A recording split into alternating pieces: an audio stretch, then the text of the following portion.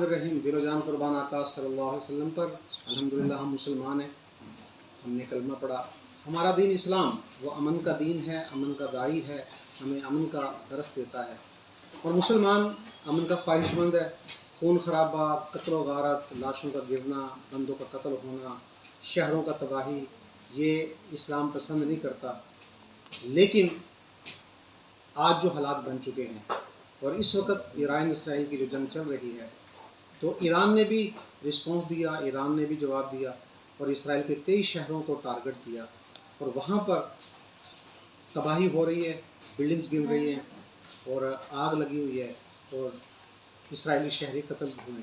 ये पहली मरतबा ऐसा हो रहा है कि वहाँ पर गिरती लाशें, जलते शहर और बुलंदो बाला इमारतें ज़मीन बोस होते हुए देखकर पूरी दुनिया में खुशी का इजहार किया जा रहा है। ख़ास तौर पर उम्मत मुस्लिमा वो इजहार तशक्कुर कर रही है, क्योंकि तवील अरसे के बाद इसराइल को भरपूर जवाब दिया जा रहा है।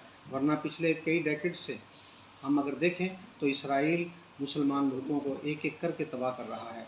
मुसलमान ममालिक में उसने एक लामुतनाही सिलसिला तबाही का शुरू किया हुआ है, जो थमने का नाम नहीं हुआ। ये पहली मरतबा हुआ कि उसके शहर टारगेट हुए।